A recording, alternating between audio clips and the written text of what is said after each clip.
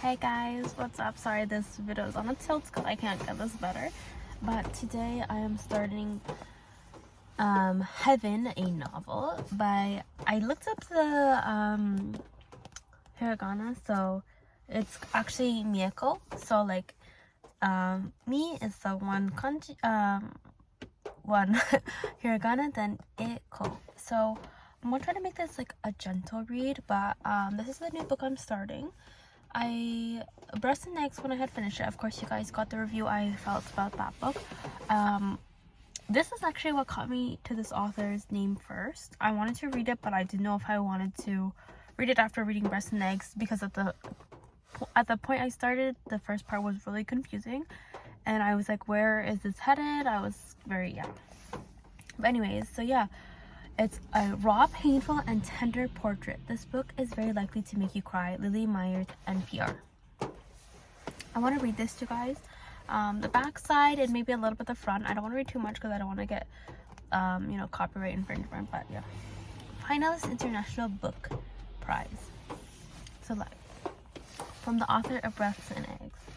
I love the art for this as well. The more I looked at it, I love the color of the green and pink together, and then I noticed that this is like kind of probably like painted on and scanned. It's really beautiful. But yeah, Kawakami writes with jagged visceral beauty. This is by Oprah Daily.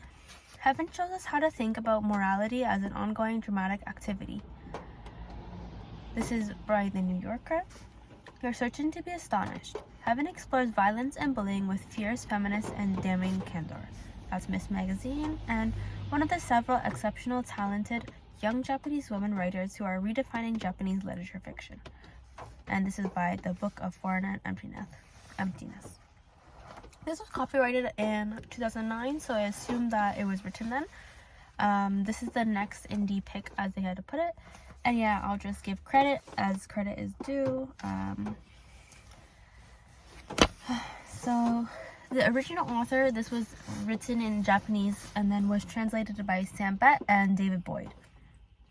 Both of them have a history, just based off the beginning pages here, both of them have a history of translating Japanese novels, which is fantastic because we need that more in our lives. But yeah, I'll read the back for you guys and try to keep it a little bit calm read. You guys can enjoy the raindrops or like tree drops, I guess, on here. With profound compassion and sensitivity, Mieko Kawakami has created a moving, revelatory portrait of two young people living in extreme circumstances. In Heaven, an introspective middle school student is subjected to systematic bullying by his classmates, and there is only one person seemingly capable of understanding his torment, a young girl named Kojima, who suffers a familiar fate. Each finds solace in the other, but also a surprising new perspective on their predicaments. Heaven is a remarkably controlled and affecting novel on the theme of violence, and a dazzling confirmation of Kawakami's standing as Japanese most insightful and exciting contemporary novelist. So, yeah, one of the things I found really interesting in general is that, at least when I grew up, there was not such an extreme, bullying scene, in the sense that in the cases I've heard about Japan and Korea is quite intense and it's quite sad. So of course I think it's pretty well known that there is, unfortunate happenings in both countries when it comes to students or even people who are living day-to-day lives. So I'm really interested in that, and I'm interested in the sense like I want to understand a bit better. So I got this book, and I think Mieko is quite commonly a feminist writer. I'm not sure if, exactly how this book particularly would be, because I haven't actually read too much about it or read the reviews or whatnot, but I'm excited to read this one. Let's read the first page for you, and hopefully we won't get in trouble.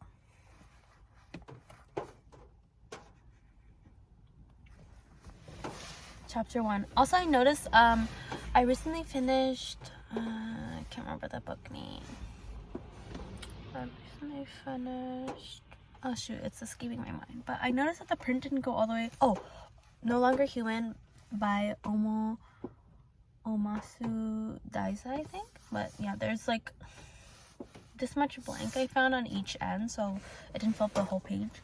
So hopefully this will be a longer read for me, because I read through that in like 1 hour sitting, and I wasn't necessarily disappointed, but I was just surprised. Yeah.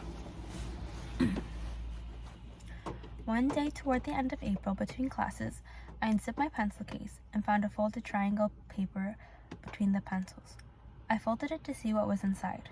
"We should be friends," that's all it said. Thin letters that looked like little fish bones written in mechanical pencil. I quickly folded it up and slid it back into my pencil case. Taking a breath, I paused a second before looking around the room as casually as possible. The same group of people, same classmates joking around and howling, the usual break between classes. I tried to calm myself down by repeatedly straightening my textbooks and notebooks. Then I sharpened a pencil, taking my time. Before long, the bell rang for third period.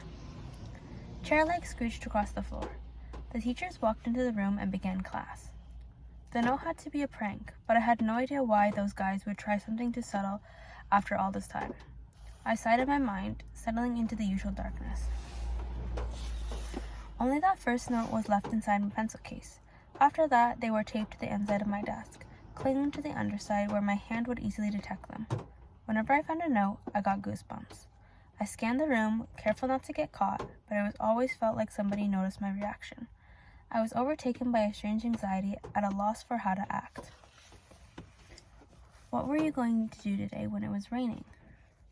If you could go to any country in the world, where would you go? Pieces of paper the size of postcards with simple questions written on them. I always went to the bathroom to read them. I would have thrown them away, but unable to decide where, I ended up stuffing them behind the dark blue cover of my planner. Nothing seemed different after the notes started. Almost every day, Ninomiya, the others made me carry their backpacks or kicked me like it was nothing or whacked me on the head with the recorders or made me run around them. But the notes kept showing up and the messages grew longer. They never used my name and they were never signed.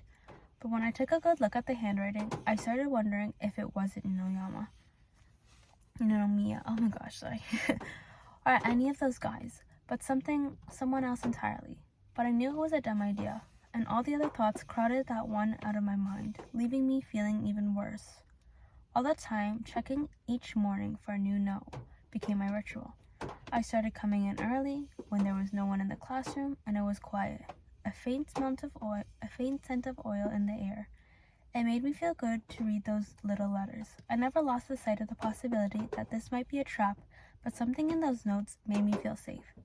However briefly, even within all my distress. So yeah, I don't want to read too much because I'm quite scared that there might be some trouble with it. But if you guys read this book, please let me know in this video. I'm doing my videos more in an updated manner so that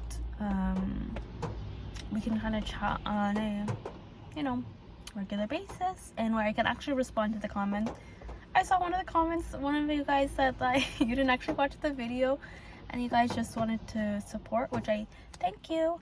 Even if you don't, watch it, or even if you don't understand everything, because I have some international viewers, I thank you. I'm trying my best to, learn about others. Oops, there's a little fly in here. But yeah, learn about others and try to learn about other cultures as well. Of course, if you guys have any insight, any critiques about my video, I'm welcoming to this video. I'll be reading everything. Of course, I always read everything. If you know me and if you've left a comment, you know that I always like them and I always reply the best I can. And it's quite something random that I don't. But yeah, thank you. If you guys have any other book recommendations, please let me know, because this is the last one I have going right now. You guys know I love Chainsaw Man if you watch my videos, but I love Chainsaw Man and mangas, but I don't really like to buy them. I just like to read them unless it's like beautiful art. I really am trying to buy the Pluto ones, but the Pluto ones are so hard to source around here. I find all the stores for like 50-kilometer radius is sold out of, like I think it was number 3 and then 7, 8 or something. Like, it's hard to get a whole collection. But yeah, yeah, I usually enjoy international reads, so if you have an international read that's been translated, I would be so happy to read it.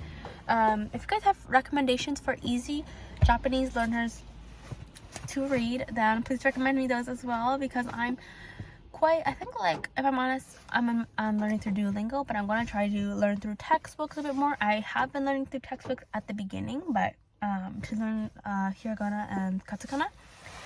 Kanji is a little bit hard for me right now, but yeah. If you guys have any recommendations for any language learning books or even like reading books, I would be happy to take those, because I will just mark them up in the book as well. But yeah,